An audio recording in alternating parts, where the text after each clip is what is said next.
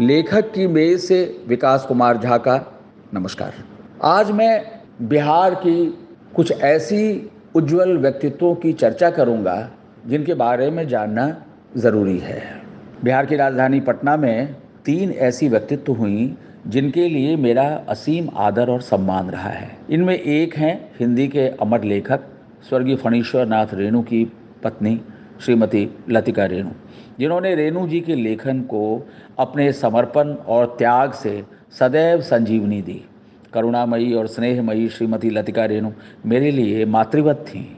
इसी क्रम में शहीद आज़म भगत सिंह के संग असेंबली में बम विस्फोट करने वाले देश के किशोर क्रांतिकारी स्वर्गीय बटुकेश्वर दत्त की पत्नी श्रीमती अंजलि दत्त का जिक्र करना चाहूँगा। दिल्ली की सेंट्रल असेंबली में बम विस्फोट को लेकर ब्रिटिश सत्ता ने जहां भगत सिंह को फांसी की सज़ा सुनाई थी, वहीं बटुकेश्वर दत्त क्योंकि किशोर थे इसलिए उन्हें काला पानी की सज़ा दी गई थी। आज़ादी मिलने के बाद मूल रूप से पश्चिम बंगाल के बटुकेश्वर दत्त पता नहीं किन कारणों से पटना आ बसे थे। उनकी पत्नी श्रीमती अंजलि दत्त पटना के बांकीपुर गर्ल्स हाई स्कूल में अध्यापन करने लगी थीं। बटुकेश्वर दत्त की अंतिम इच्छा थी कि जब कभी वे दुनिया से जाएं तो उनकी अंत्येष्टि शहीद भगत सिंह की समाधि के बगल में ही हो, और ऐसा हुआ। भगत सिंह और बटुकेश्वर दत्त की समाधि पंजाब के हुसैनीवाला में है। अमर क्रांतिकारी राजगुरु और सुखदेव की भी समाधि यहीं है। बहरहाल बटुकेश्वर दत्त की पत्नी श्रीमती अंजलि दत्त के स्नेह को भला मैं कैसे भूल सकता हूँ, जिनसे माँ जैसा प्यार पाया। और इसी कड़ी में तीसरी नाम है आज़ादी के बाद बिहार में पहली बार हुए छात्र आंदोलन में पुलिस की गोली से 12 अगस्त 1955 को शहीद हुए 20 वर्षीय छात्र नेता दीनानाथ पांडे की पत्नी श्रीमती शांति ओझा, श्रीमती लतिका रेणु और श्रीमती अंजलि दत्त तो अब दुनिया में नहीं हैं। इन दोनों के गुजरे कई साल हो गए, पर श्रीमती शांति ओझा अभी भी हमारे बीच हैं और 80 वर्ष से ऊपर की अवस्था में भी सामाजिक मुद्दों पर उनकी तत्परता बनी हुई है। स्नेह और करुणा की जीती जागती प्रतीक श्रीमती शांति ओझा का पूरा जीवन नाना झंझावातों से भरा रहा है, लेकिन अपने अटूट आत्मविश्वास के बूते वे हमेशा बिहार की एक प्रमुख प्रकाश स्तंभ बनी रही हैं। समाज में शिथिल पड़ चुके विधवा विवाह की परंपरा को उन्होंने फिर से जीवित किया। वे बिहार में स्त्रियों की आवाज़ बनी। स्त्रियों की समस्याओं को प्रभावकारी बनाने के लिए जागो बहन नामक पत्रिका निकालकर उन्होंने एक आंदोलन का रूप दिया। फिर अनेक देशों की यात्रा कर स्त्री चेतना को रफ्तार देने में भी शांति ओझा ने भरपूर योगदान किया। 20 जुलाई 1938 को उस समय के बिहार के पुराने दरभंगा जिला के पूसा रोड स्टेशन के निकट के कोबौली गांव में श्रीमती शांति ओझा का जन्म हुआ था। इनके पिता स्वर्गीय रमाकांत सिंह एक जाने माने स्वतंत्रता सेनानी थे और माँ श्रीमती रुक्मिणी देवी एक धर्मपरायण सद्गृहिणी थीं। आज के बाजारवादी युग में लोग ऐसे व्यक्तित्वों को आसानी से भुला देते हैं जिनके बारे में जानना आवश्यक है। लेखक की मेज ऐसे ही व्यक्तित्वों को तलाशती है जिन पर विस्मृति की धूल जमने लगी है, जमती चली जाती है। और यह एक अफसोस की बात है, क्योंकि ऐसे उज्जवल नक्षत्र जो हमारे जीवन पथ को सदैव आलोकित करते हैं, क्या हम उन्हें भूल जाएं? और ख़ासकर देश की नई पीढ़ी को तो इन सब के बारे में जानना ही चाहिए। तो आइए मिले श्रीमती शांति ओझा से। मेरी उम्र थी 16 वर्ष की थी और 16वां चढ़ा था। और ये घटना घटी 12 अगस्त 1955 को। 2 महीना शादी का हुआ था।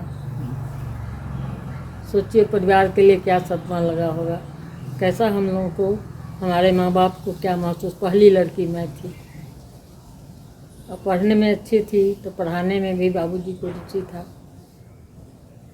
तो जब ये घटना घटी तो उन्होंने कहा कि तुम बेटी नहीं मेरा बेटा बन जाओ। और फिर वो छात्र आंदोलन में उनके प्रेरणा से ही मैं आई। मेरे अंदर तो आक्रोश था ही कि ऐसा कैसे हो सकता है। कि दिन दहाड़े कॉलेज के बरामदे पर किसी नौजवान को भून दिया जाए, लेकिन हुआ यही और शहीद हो गए। इतना आध्यात्मिक प्रवृत्ति का, इतना खूबसूरत चेहरा पांडे जी का कि गांव भर का लोग जुट गया, 4 गांव का लोग देखने के लिए कि कहाँ से इतना सुंदर लड़का आया। और उन्होंने बिना तिलक दहेज की शादी की थी और 2 महीना भी नहीं था। बिहार की राजधानी पटना में स्थित है बिहार नेशनल कॉलेज, जो अशोक राजपथ में है। और ये बहुत पुराना कॉलेज है राजधानी पटना का, और यही वो ऐतिहासिक कॉलेज है जहां युवा क्रांतिकारी छात्र नेता दीनानाथ पांडे जी पुलिस की गोली लगने से शहीद हुए थे। 12 अगस्त 1955 को इसी जगह पर दीनानाथ पांडे को पुलिस की गोली लगी थी। और फिर इसके अगले दिन 13 अगस्त 1955 को इसी कॉलेज के सामने, क्योंकि छात्र आंदोलन बहुत तीव्र हो चुका था दीनानाथ पांडे की हत्या से, पुलिस की गोली से हुई हत्या से, तो पूरा बिहार लहक उठा था। छात्र बहुत उत्तेजित थे इस घटना को लेकर, और तब अगले दिन भी वैसी ही उत्तेजना छात्रों में थी। और 13 अगस्त 1955 को इसी कॉलेज के सामने कुछ और लोग पुलिस की गोलियों के शिकार हुए, जिनका विवरण इसमें पूरा दर्ज है। आज यह बीएन कॉलेज यानी बिहार नेशनल कॉलेज उस अमर शहीद की स्मृति को अपने कणकण में संजोए हुए है। ये बीएन कॉलेज के दरबान गोपाल जी हैं, ये बताएंगे दीनानाथ पांडे जी की शहादत के बारे में। जी, दीनानाथ पांडे उस टाइम में हम लोग सर्विस में नहीं आए थे, उस टाइम में हम लोग सर्विस में नहीं आए थे, लेकिन उनका नाम हम लोग उनसे परिचित तो हम लोग नहीं हैं, लेकिन हम लोग बहुत पुराने यहाँ के स्टाफ हैं, हम लोग जानते हैं कि बहुत बढ़िया स्टूडेंट थे, नाम सुने थे। पांडे जी एक किसान परिवार के लड़का थे और सारे किताबों में छपा, उस समय अखबारों में भी छपा कि मंगल पांडे के इर्द गिर्द कहीं इनका संबंध था। और मैं तो अखबार ही पढ़ के समझी, क्योंकि मैं गई भी नहीं थी इनके गांव, मेरा गौना हुआ नहीं था, तो इसलिए मैं परिवार को बहुत नज़दीक से नहीं जाए। लेकिन एक साधारण किसान परिवार के लड़का थे। उसके बाद लोग मुझे वहाँ ले भी गए, क्योंकि इतना प्रेशर गांव वालों का था कि लड़की को देखना चाहते हैं, जिसके साथ बड़ा हादसा हुआ तो कौन है। और पूरा 10 गांव के लोग इकट्ठा हो गए उस समय। मैं गाड़ी से गई थी, मेरे चाचा भी साथ में थे, और लोगों ने प्रणाम करना शुरू कर दिया कि मतलब मेरे को उनकी जो पूजा होती उनका श्रेय मुझे मिल रहा था। और मैं रोते रोते वहाँ परेशान, आप समझ सकते हैं 16 साल की लड़की का क्या हालत है एक विधवा के रूप में। तो उसके बाद से मैं छात्रों को देखा कि एक बड़ा उग्र रूप धारण किया। पटना ही नहीं, भागलपुर जाए, हर जगह हम मुझे छात्र संघ के लोग ले जाते थे, और छात्र के जो उस समय एक्शन कमेटी थी, और हर जगह मुझे ले जाते थे, क्योंकि 57 का इलेक्शन था, कांग्रेस को हराना था। और मुझे ये सब चाल समझ में नहीं आती थी। मुझे लगता था पांडे जी की जय जयकार हो रही है, और मेरा शहीद दीनानाथ पांडे जी का शहीद। तो मैं सब जगह हाँ भरती थी। मेरे बाबूजी भी कहते थे कि हाँ ये आंदोलन को जितना बहुत बड़ा अन्याय तो हुआ ही था, बहुत उस परिवार और उस मेरे साथ जो अन्याय हुआ, तो मेरी ज़िंदगी छत बिछत हो गई। ये पांडे जी के परिवार में मुझे बहुत इज्जत दिया, और पूरा गांव के लोग शहीद दीनानाथ पांडे जिंदाबाद, शहीद दीनानाथ पांडे जी, इतना नारा, इतने लोग इकट्ठा हुए जैसे आज कोई शहीद वीर भूमि से आता है, जब शहीद होकर आता है और गांव वाले इकट्ठा, वो इसी तरह मेरी गाड़ी, उसी तरह के फूल और उसी तरह लोग पांडे जी का नारा लगाते थे, शहीद दीनानाथ पांडे जिंदाबाद, शहीद दीनानाथ पांडे मेरा बेटा था ऐसा मैं ठीक से जानती नहीं थी, लेकिन शायद बस के किराया बढ़ा दिया सरकार ने, इसी के लिए छात्रों ने विरोध किया और संगठित होकर विरोध किया। उस समय एक्शन कमेटी थी, वीरेश्वर श्रीवास्तव, फुलगेदा सिंह और ये जो IAFS में थे वो थे, बहुत भुचकुन दुबे थे, ये सब क्रीम ऑफ द यूनिवर्सिटी एक साथ इकट्ठा होकर उन्होंने कमेटी बनाई और वो एक्शन कमेटी के इशारे पर पूरा छात्र समूह काम करता था। तो उन्होंने ये किया कि सरकार को जो अन्यायी है, जो घुसखोर है, जो जातिवाद करती है, जो परिवारवाद करती है, उसको हराना है। और कांग्रेस का पतन वही शुरू हुआ। फिर तो बिहार में कांग्रेस आई ही नहीं। वो 3rd ईयर के स्टूडेंट थे, छात्र दीनानाथ पांडे जी क्षत्रिय, हमको कहे थे, हमको मेरा एडमिशन होने वाला था 13 को, अब 12 को एक घटना घट गई। 55 की बात, उस समय हम ग्रेजुएशन करके निकल रहे थे।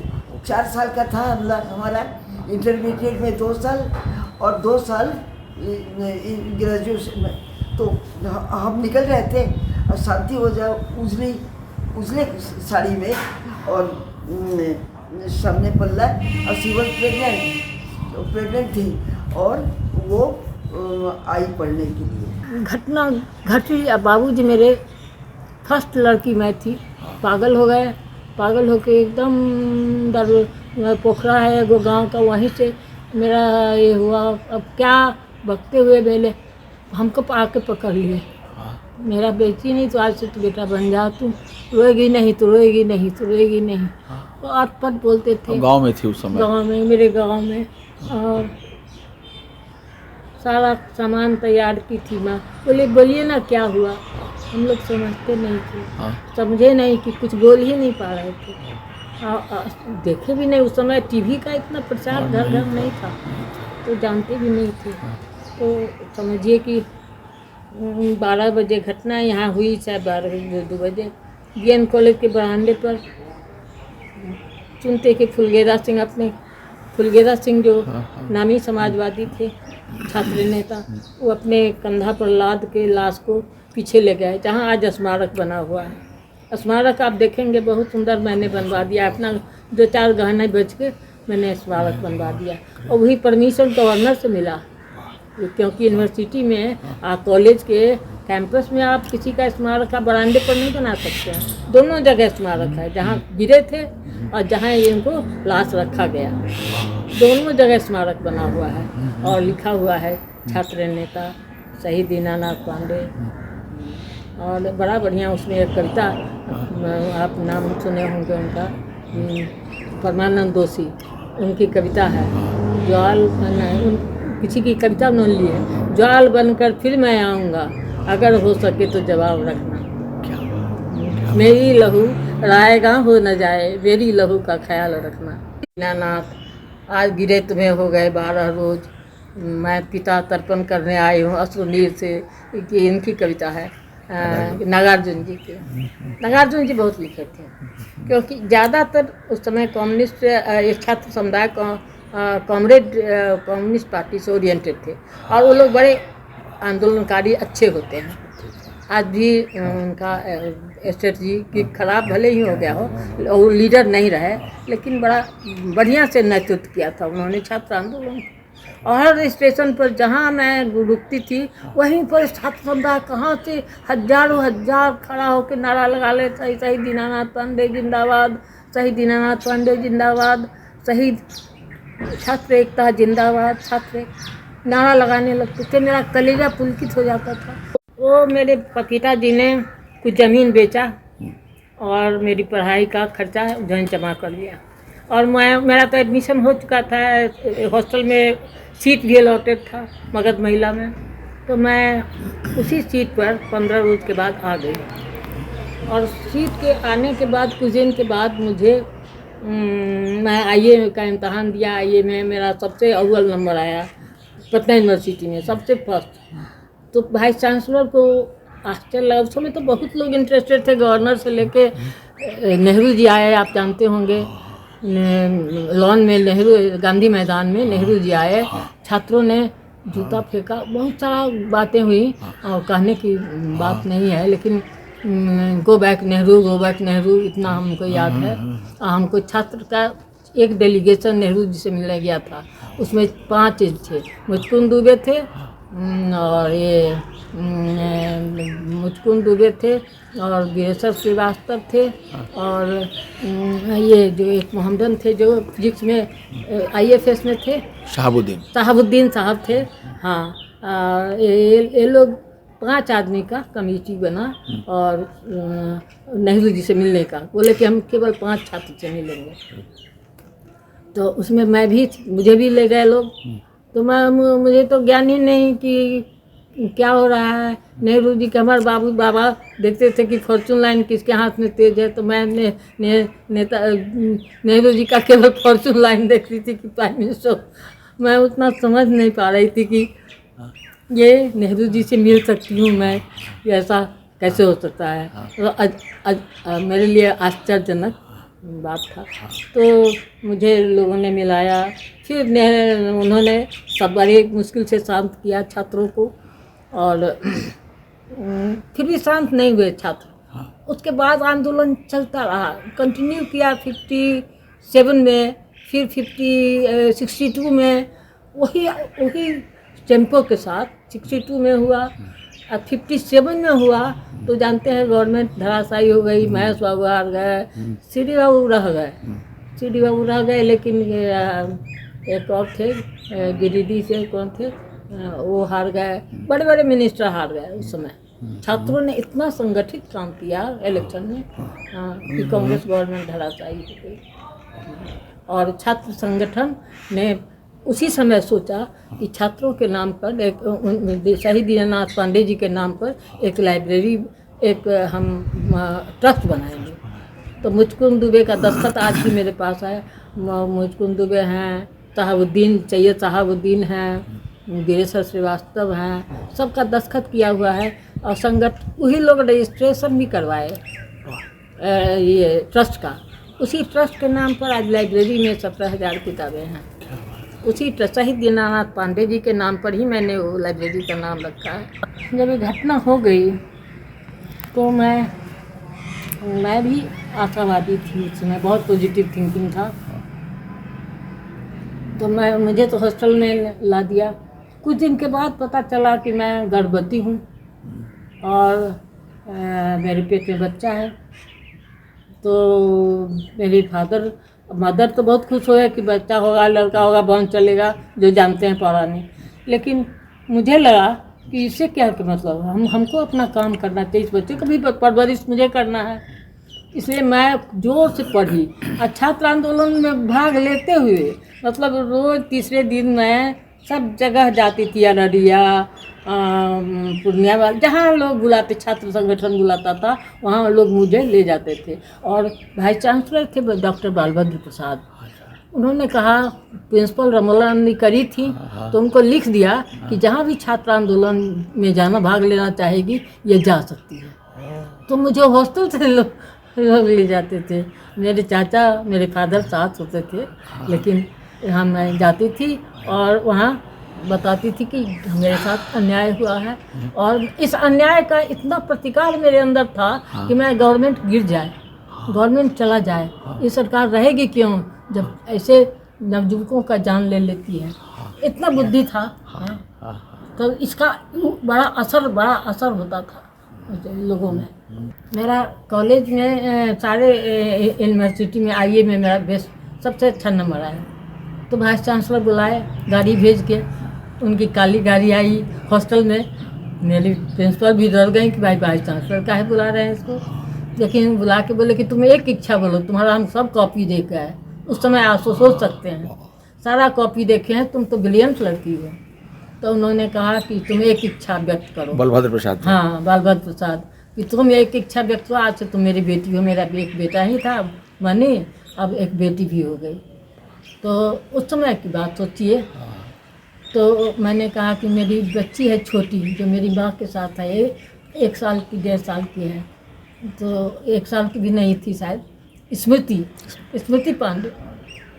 तो उन्होंने कहा कि उसको लाना चाहती हो? हम कहा हाँ। तो तुम्हारे लिए दाई का इंतजाम कर देंगे, तुम हॉस्टल में लड़के। पहली बार कोई बच्चा माँ के साथ हॉस्टल में रही, और IAS से लेके MA तक, BEd तक, MA तक लड़की मेरे साथ हॉस्टल में रही, उसी परमिशन से। स्मृति को मैंने अपने साथ रख के पढ़ाया।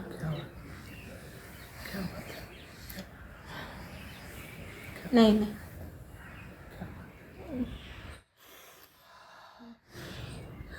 आज स्मृति नहीं है।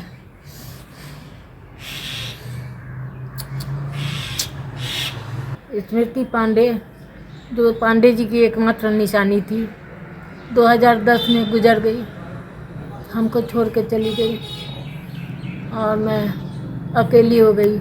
मेरे वो सारे बच्चे, 3-4 बेटियां हैं, सब को पढ़ाना, सब मैंने माँ के दायित्व को निभाया।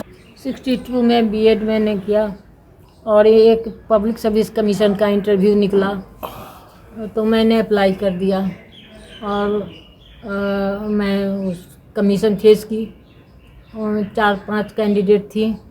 मेरा सबसे अच्छा रिजल्ट था, इसलिए मेरा सिलेक्शन हो गया, और यूनिवर्सिटी में भी मेरा सिलेक्शन हो गया। लेकिन मेरे पिताजी ने सोचा कि इसमें बहुत सुविधा है, गवर्नमेंट जॉब है, तो मैं सबसे पहले इंस्पेक्टर ऑफ स्कूल्स हुई जिला का, और उसके बाद से प्रिंसिपल बांकीपुर, प्रिंसिपल गर्दनी बाग, बहुत जगह रही, सुपरिटेंडेंट लाइब्रेरी रही, डायरेक्टर जन शिक्षा रही, डायरेक्टर कल्चर रही, बहुत सारा पद को मैंने निर्वाह किया। मैंने 63 में ज्वाइन किया जिला विद्यालय में शिक्षिका के रूप में, और अपनी बच्ची को, मैं स्मृति को साथ लेके, स्मृति को नानी भी रहती थी, मेरी माँ बाबूजी सब साथ रहते थे, और मैंने उस पद को निभाया। और इस डिसीजन उसके बाद से मुझे लगा, मैं जहाँ भी जिसके मीटिंग में जाए तो लोग मुझे घूर के देखते थे। एक तो इतिहास था, दूसरा मैं यंग थी, ज़माना में पुरुष सत्ता का जो पुरुष मानसिकता है तो आप जानते ही हैं, तो बहुत सारे प्रस्ताव आने लगे अटर पटर, मतलब आप बड़ी अच्छी दोस्त हो सकती है, मतलब जो हमको पसंद नहीं। एक संभ्रांत लड़की सब सुनना नहीं चाहती है, तो इस तरह की बात हमको अच्छा नहीं लगता था।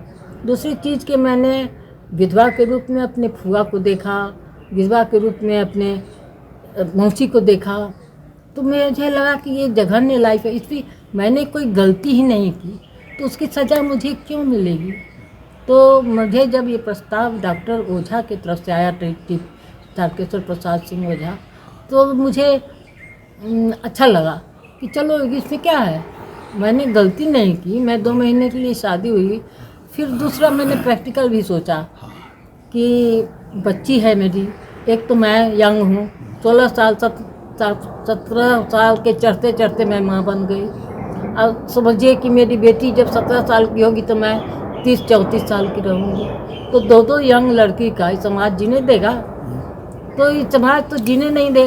डॉक्टर ओझा शहीद स्मारक पर फूल चढ़ाने जाते थे, BN कॉलेज में, मेडिकल कॉलेज में पढ़ते थे वो, तो उनको बड़ा सम्मान था शहीद दीनानाथ पांडे जी के प्रति। तो वो हमको देखने आए एक दिन, जैसे सब लोग आते थे, एक बार देख ले कि कैसी है लड़की, कैसी है, पांडे जी के इतना नाम है शहीद दीनानाथ पांडे का, तो वो भी इसी मकसद से हमको देखने आए कि तो देखे कि बहुत यंग लड़की है, बहुत, उस समय मेरी उम्र क्या होगी, 25, 26, 27 यही होगा। तो उन्होंने देखा तो उनके दिमाग में कुछ चलने लगा, लेकिन वो 2 महीना तक फिर आए नहीं। तो हम भी बहुत लोग आते थे, तो हम आई गए थे वही बात। फिर उन्होंने एक दिन आए, बोले कि अपने लाइफ के बारे में कुछ सोचा है आपने? तो हम बोले हम तो नहीं सोचा है, हमको तो इस बच्ची को पालना है, अच्छा शिक्षा देना है और इसको ब्रिलियंट बनाना है। हमारा लाइफ का मोटो जो पुरानी बात थी। लेकिन अब बोले कि कोई अच्छा प्रस्ताव आए तो आप शादी करेंगी? तो मैंने कहा कि मैं कल सोच के बताऊँगी, कोई प्रस्ताव आए तो मैं सोच के बताऊँगी, देखें आदमी कैसा है, भला है नहीं। तो उस समय ये बहुत सोच भी नहीं सकता था कोई। जिस समय मैंने शादी की बहुत मुश्किल था। ये 68 था, 65 के बाद मैंने कई साल तक सोचने में, पापा को मैंने अपने बाबूजी को चिट्ठी लिखा कि एक डॉक्टर है जो ऐसा ऐसा प्रस्ताव दे रहे हैं। तो बाबूजी मेरे गुस्सा गए कि बच्ची को कौन दे, स्मृति को कौन देखेगा, तुम अगर शादी कर लोगी तो वो उसको मानेगा, कहो उसको 50,000 रुपया उसके नाम से जमा कर दे। उस समय 50,000 बहुत होता था। तो डॉक्टर ओझा ने तुरंत जमा कर दिया। अच्छे घर के थे ही, दार्जिलिंग में उनका बहुत था, देखने सुनने में बहुत हैंडसम थे, नामी है। तो बाबूजी को आए एक बार और वो बैठे हुए थे, तो बोले कि, तो उनको भी मिल पसीज गए कि हाँ देखने तो सुंदर है, डॉक्टर है। तो बोले कि 50,000 जमा भी कर दिया है तो इसमें क्या हर्जा है, या लड़का दिलदार है, चलो शादी करो। तो क्रेडिट गोज टू डॉक्टर ओझा। हाँ, ये बिना तिलक जबकि उनको मिल रहा था, अरे बाप रे, पटना में मकान, बैचलर थे, शादी भी नहीं हुई थी, बैचलर थे। तो उनको सारा ऑफर को ठुकराते हुए उन्होंने मुझसे शादी की। उस बच्ची को इतना प्यार दिया, इतना प्यार दिया, स्मृति को। उसको भी 16-17 साल में शादी उन्होंने की। बहुत अच्छा लड़का देख के, जो तहसीलिया सैनिक स्कूल से पास करके अभी मेरी में एडमिशन लिया था। तो उसका सब, मेरा दामाद भी बहुत सुंदर है, सब बहुत अच्छा। तो ये सब डॉक्टर ओझा का क्रेडिट है, जिन्होंने मेरे ज़िंदगी को पार घाट लगाया। डॉक्टर ओझा छपरा के थे और दार्जिलिंग में पढ़े थे वो, इंग्लिश मीडियम से। और medical college, Patna medical college से उन्होंने MBBS किया, फिर MD भी किया फर्स्ट क्लास में। तो उनका इतिहास यही था। लेकिन इतने ऑफ़र आते थे, बहुत ऑफ़र आता था उनको, आप जानते हैं। कि हैंडसम भी थे, पैसा वाला भी थे, अच्छे फैमिली को बिलोंग करते थे। तो बहुत डॉक्टर थे और बहुत नामी डॉक्टर थे। उनके साथ घर में विरोध इसलिए नहीं हुआ कि अकेले कमासुत थे और डॉक्टर थे और बहुत मान से प्यार से पला अलग का था, तो विरोध नहीं हुआ। और उनके एक रिलेशन थे जो गांव में, वासुदेव बाबा नाम था, वो विधवा मैरिज के बहुत बड़े प्रवर्तक थे, तो गांव के मुखिया थे। तो उन्होंने कहा कि हम पूरे गांव दावत देगा, हमारे बेटा ने एक नया काम किया है। तो पूरा गांव के लोगों ने इनवाइट किया डॉक्टर ओझा को कि आप सपत्नीक आइए। तो इस तरह से ओवेशन नहीं हुआ, हमको इज्जत नहीं मिली। हाँ, और दूसरे चीज़ के इनके जितने रिलेशन थे सब पढ़े लिखे थे। एक एडवोकेट थे, बहुत नामी छपरा के, बाबा अंधे बाबा नाम था उनका। तो वो नामी साधु बाबा, हाँ, साधु चरण पांडे थे। तो उन्होंने कहा कि हम छपरा में भी ऐसा ही करेंगे, विधवा विवाह क्यों नहीं होगा अपर कास्ट में, और हमारे जात में क्यों इस तरह की पाबंदी है। तो उन्होंने बहुत बड़ी मीटिंग रखी, अपने सारे दोस्तों को बुलाया, उसने हम लोगों को बुलाया। तो इस तरह से बहुत विरोध नहीं हुआ। बहुत दिनों तक हम लोग को बच्चे नहीं थे। फिर डॉक्टर ओझा ने इच्छा, हमको भी लगा कि एक बच्चा होना चाहिए। तो ये ऋचा आई, और ऋचा जो आप देख रहे हैं गवर्नमेंट ऑफ इंडिया में है और अच्छे पोस्ट पर है, भगवान की कृपा से। इसको पढ़ाया वही यहाँ MSW यहाँ बॉम्बे में, Bombay Tata institute of social science से ऑल इंडिया में फर्स्ट की। हाँ, गोल्ड मेडलिस्ट है ये। हाँ, वो ऑल इंडिया में फर्स्ट किया, कैंपस से सिलेक्शन हो गया, हमको कहीं जाना नहीं पड़ा। गवर्नमेंट ऑफ इंडिया में कैंपस सिलेक्शन टाटा इंस्टीट्यूट से ही हो गया। फिर मुझे लगा कि ये शादी के बाद मोनोटोनस हो रहा है, ये बच्ची पैदा हुई है 76 में। तो हमको समाज सेवा से बहुत रुचि थी। मेरे बाबा भी गांव के मुखिया थे, तो मेरे मन में हम दिनकर सिंह नामी थे, और तो मेरे मन में भावना थी कि हम किसी को दया देख, फुआ हुआ को भी घर में देखते थे कि दुर्दशा, आप जानते हैं कि औरतों की क्या स्थिति है, विधवा हो गई, दीवार करो, पूरा घर लोग प्रताड़ित करता है, बहू को भी उस समय बहुत प्रताड़ना थी।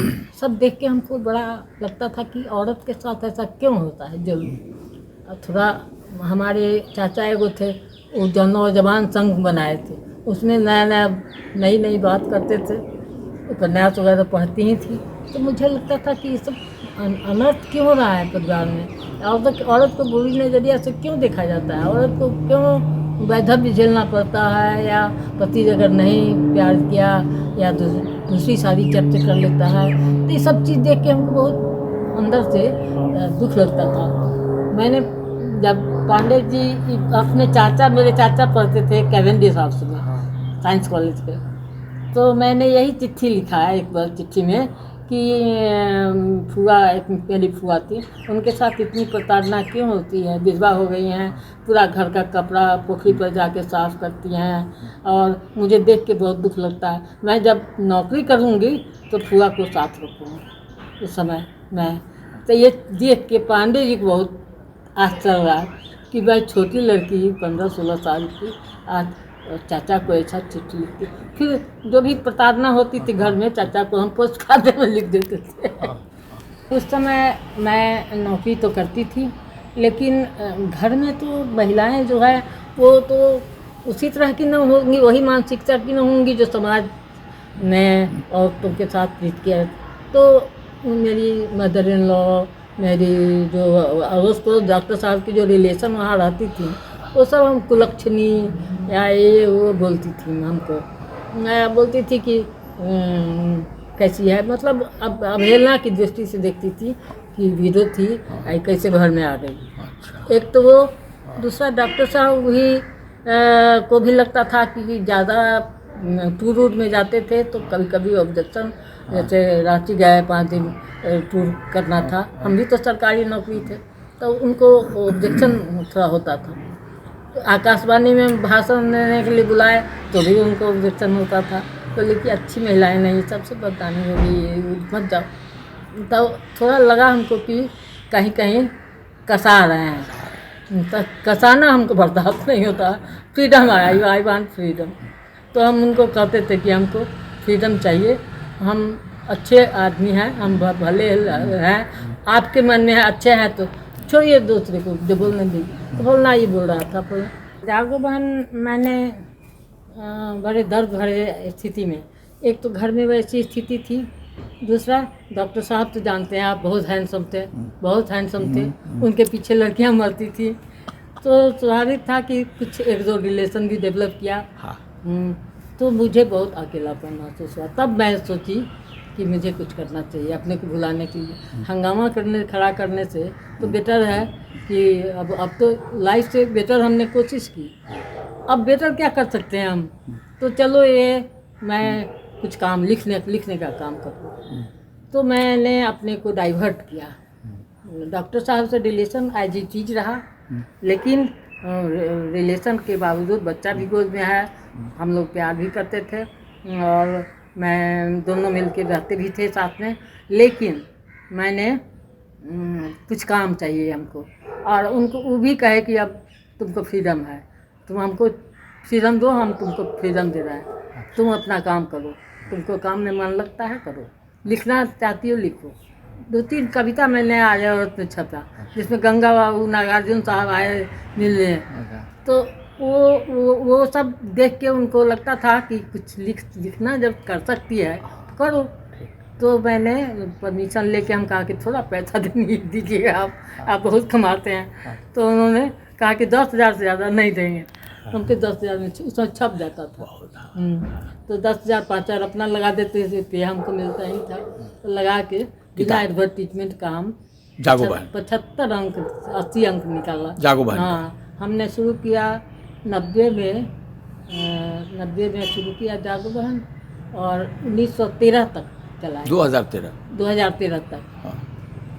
1990 में शुरू किया हाँ। और 13 तक 10 साल आए इधर, 24-25 साल चला। मेरा चयन अपना शिक्षा विभाग द्वारा जेंडर इक्वलिटी की ट्रेनिंग के लिए NCERT में हो गया, 1 महीना की ट्रेनिंग के लिए।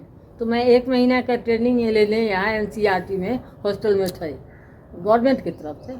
वो उसमें उषा नैयर एक थी जो पढ़ाती थी जेंडर इक्वलिटी क्या है और किस तरह से शोषण महिलाओं का किस तरह से सामाजिक आर्थिक और किस तरह से शोषण पारिवारिक शोषण उनका होता है, कैसे उनका ह्यूमन राइट का हनन होता है। उन्होंने जन्म घुट्टी पिला दी और यहाँ से गए तो हमने इच्छा व्यक्त की कि मैं लिखूंगी और मैं कि कविता में तो लिखती ही थी कुछ कुछ।